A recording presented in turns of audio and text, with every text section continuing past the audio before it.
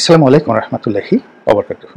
সম্মানিত দর্শক, দিন যত যাচ্ছে রাজনীতি তত জটিল থেকে জটিলতর হয়ে যাচ্ছে। রাজনীতির যে সকল হিসাব আমরা দীর্ঘদিন ধরে করে আসছি, সব হিসাব ওলটপালট হয়ে যাচ্ছে। যেমন ধরুন, আগস্ট মাসের একেবারে 5 তারিখের একদিন আগে 4 তারিখ পর্যন্ত আমরা মনে প্রাণে কল্পনা করেছি, স্বপ্ন দেখেছি শেখ হাসিনার পতন হবে। কিন্তু এভাবে পতন হবে আমরা কখনোই কল্পনা করিনি। আবার জুলাই আগস্ট বিপ্লবের পর আমাদের ক্ষমতার অভ্যন্তরে যে জায়গাগুলো ক্ষমতা নিয়ন্ত্রণ করছে, ধরুন গণভবন, যেটা নেই এখন, এটাকে এখন যমুনা বলতে পারেন, তারপর ক্যান্টনমেন্ট, এরপর সেক্রেটারিয়েট, বঙ্গভবন। তো যখন স্বাভাবিক সময় থাকে তখন এ সকল এলাকাতে যা হয় এগুলো সবই পত্রপত্রিকা আসে। এমনকি আমাদের দেশে যে কয়বার মার্শাল এসেছে, জরুরি অবস্থায় এসেছে, তখন আমরা ক্ষমতার যে অন্দরমহল, সেখানে যা কিছু ঘটেছে সব হালনাগাদ টাটকা খবর আমরা পেয়ে গেছি। জাতীয় দৈনিকগুলোতে এসেছে এবং সাপ্তাহিক পত্রিকাগুলোতে। আপনাদের অনেকের হয়তো মনে আছে যে অনেকগুলো বিখ্যাত সাপ্তাহিক পত্রিকা ছিল। বিচিত্রা ছিল, তারপর সুগন্ধা ছিল, আজকের সূর্যোদয় ছিল বা সাপ্তাহিক সূর্যোদয় ছিল, খবরের কাগজ নামক একটা ছোট পত্রিকা ছিল, সাপ্তাহিক যায় যায় দিন ছিল, এবং মানুষের মনোজগৎকে এ সকল পত্রিকা, আরেকটি পত্রিকা বিচিন্তা, সেটা ছিল, 80 দিন যায় ছিল, এরকম অনেকগুলো পত্রিকা, চিত্রবাংলা ছিল, তারপরে যাকে বলা হয় পাক্ষিক অনেকগুলো পত্রিকা ছিল, রোববার ছিল, সাপ্তাহিক রোববার ছিল, সাপ্তাহিক পূর্ণিমা ছিল, কত কি বলবো। প্রায় সবগুলো পত্রিকার সার্কুলেশনই 30,000, 40,000, 50,000 এবং কোনো কোনোটির 70-80 হাজার সাপ্তাহিক সার্কুলেশন ছিল। আর জাতীয় দৈনিকগুলোর মধ্যে ইত্তেফাক, ইনকিলাবের যে কোনো একটা রিপোর্ট কল্পনাই করা যায় না, একেবারে 90-এর দশক পর্যন্ত। আর বস্তুনিষ্ঠ নিরপেক্ষতার দিক থেকে সংবাদ, অবজারভার এর অতুলনীয় একটা অবস্থান ছিল। ডেইলি স্টার, আজকের কাগজ, প্রথম আলো, এটা অনেক পরের ঘটনা, 96 সালের পরের ঘটনা। কিন্তু তার আগ পর্যন্ত আমরা আজকের সামাজিক মাধ্যমে যে উত্তেজনা তৈরি করছি, যে বিশ্লেষণ তৈরি করছি, যে ভাইব তৈরি করছি, এর 99.99% কর্পূরের মতো। এটি জনমত গঠন করছে না, এটি জনগণকে কেবলমাত্র উত্তেজিত করছে। যেমন আমি যে কথাগুলো বলছি, আপনারা শুনছেন, আবার শুনছেন না, ভুলে যাচ্ছেন, আবার একই কন্টেন্ট অন্য জায়গায় আরেকজনের মুখে শুনছেন। কিন্তু যদি পত্রিকার একটি সম্পাদকীয় আপনি পড়তেন, সাপ্তাহিক পত্রিকার একটি প্রতিবেদন পড়তেন, তাহলে ওটা কখনো ভোলা যায় না, আমরা এখনো ভুলিনি। আপনারা যারা সেই মতিউর রহমান চৌধুরীর বিখ্যাত সেই লেখা দুর্নীতিবাজদের উল্লাস নৃত্য, কিংবা শফিক রেহমানের মঈন মিলার যে কথোপকথন, কিংবা সংসদে এরশাদের 30 সেট অলংকার, এই সকল সম্পাদকীয়, তার সঙ্গে নির্মল সেনের, যার ছদ্মনাম ছিল অনিকেত, দৈনিক বাংলাতে তার লেখা, আবেদ খানের লেখা, এবিএম মুসা সাহেবের লেখা, রাহাত খানের লেখা, অসংখ্য মানুষের লেখা, আব্দুল গাফফার চৌধুরী তো ছিলেনই।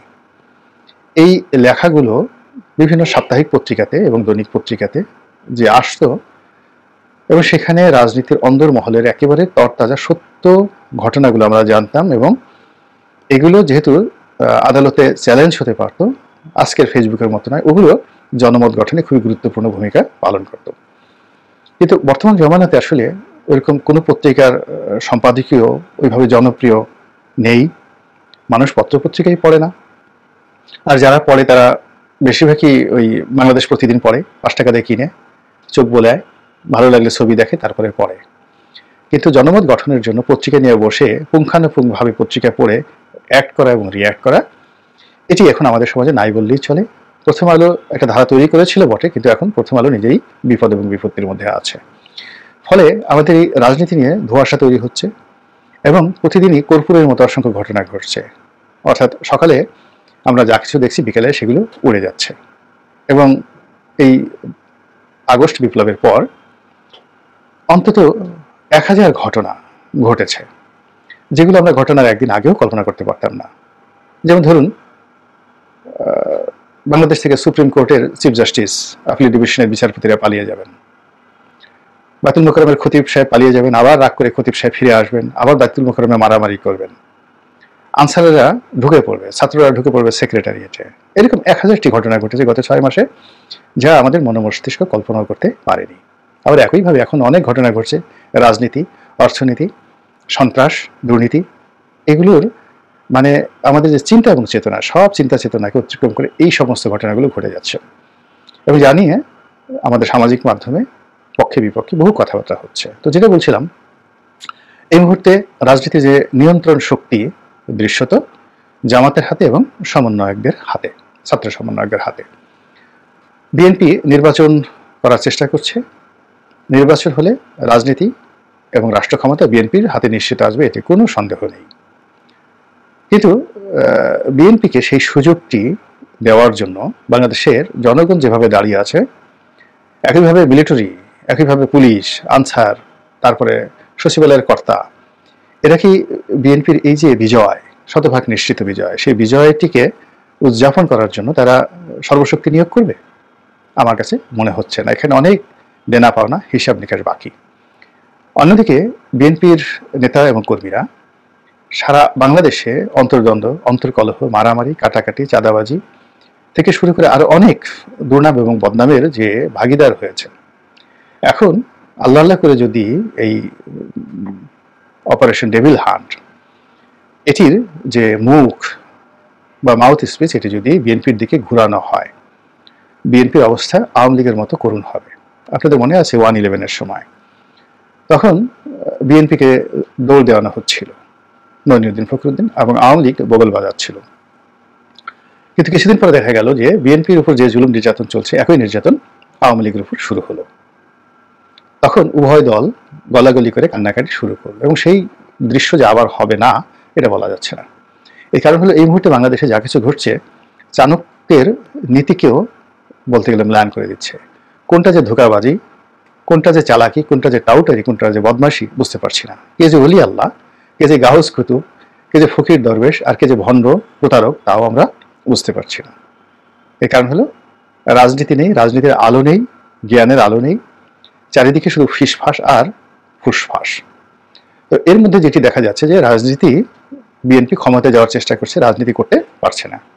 রাজনীতি বাংলাদেশে এখন সমন্বয়করা করছেন এবং জামাত করছেন। এখানে যে সমস্যাটা হলো, প্রথম থেকে সবাই বলে আসছিল যে সমন্বয়ক যারা আছেন তারা নামে বেনামে যতগুলোই থাকুন না কেন, সবই জামাতের B team, C team, D team.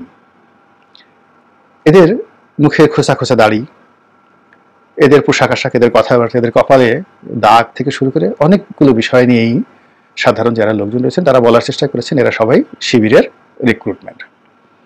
এদের একটা বিরাট অংশ ছাত্রলীগের সঙ্গে জড়িত ছিল, আর এদের একটা বিরাট অংশ সাধারণ ছাত্র রূপে লুকায়িত ছিল। তো সমন্বয়ক রূপে যারা এসেছেন তাদের কেউ কেউ হয়তো জামাতের সঙ্গে জড়িত ছিল, কিন্তু বেশিরভাগ যারা সমন্বয়ক নেতা, তাদের সরাসরি জামাতের সঙ্গে সম্পৃক্ততা ছিল, এই প্রমাণ আমরা এখনো পাইনি। কিন্তু তারপরেও ঢালাওভাবে, পাইকারিভাবে তাদের সবাইকে জামাত হিসেবে ট্যাগ দেওয়া হচ্ছে। তো এরই প্রেক্ষিতে যেহেতু জামাত রাজনীতি করছে, সমন্বয়করা রাজনীতি করছে, এখন সমন্বয়কদের মধ্যে অনেকেই জামাত বিরোধী কথাবার্তা বলা শুরু করেছে। এমনকি শিবির হিসেবে যে যারা খুব বিখ্যাত সোশ্যাল মাধ্যমে, তারাও দেখা গেল যে নিজেদের গণতান্ত্রিক যে চর্চা, এটাকে এতটা বেগবান করে ফেলেছে যে তারা এখন জামাতের আমিরের সমালোচনা করার সুযোগ নিচ্ছে। এবং সাম্প্রতিক সময় আমরা দেখলাম যে সমন্বয়কদের মধ্যে অনেকেই জামাতকে সন্দেহ করছে, জামাতের সমালোচনা করছে এবং জামাত সম্পর্কে নেতিবাচক কথাবার্তা বলছে। তো এগুলো শুনে অনেকেই মুখ টেপে হাসছে, চোখ টেপে হাসছে, যে মূলত একটি সাজানো নাটক করার জন্য, মানুষকে বিভ্রান্ত করার জন্য, কিংবা রাজনীতির যে কুটকৌশল বা তাদেরকে যে ট্যাগ দেওয়া হচ্ছে সেই ট্যাগ থেকে বিযুক্ত এবং বিমুক্ত হওয়ার জন্য তারা এই কথাগুলো বলছে। মূলত এখন যে ফর্মুলা, সে আমি এবং ডামি এবং স্বামী এবং মামি, অথবা তুমি আমি, এই যে 2024 সনে শেখ হাসিনা একটা মন্দ কাজ করে গেছে, এই মন্দ কাজের আলোকেই মূলত সামনের যে নির্বাচন, রাজনৈতিক পরিকল্পনা, সেগুলো এখন পর্যন্ত আগাচ্ছে। কিন্তু প্রবল প্রতিযোগিতা হবে, 90% জনগণ ভোট কেন্দ্রে আসবে, পছন্দের প্রার্থীকে ভোট দেবে, তারপরে ভোটের আনন্দে সারা বাংলাদেশ উৎসবমুখর হয়ে পড়বে, এরকম কোনো নজির দেখা যাচ্ছে না। চারিদিকে শুধু ওয়াজ আর জিকির, চারিদিকে শুধু তাহেরি, আব্বাসি, আজহারি, চারিদিকে শুধু হাসনাত, সার্জিস, নায়েবে আমির, জামাতে আমির, মানে জামাতে নায়েবে আমির অথবা আমিরে জামাত। এছাড়া বিএনপির পক্ষ থেকে মাঝে মধ্যে মির্জা ফখরুল সাহেব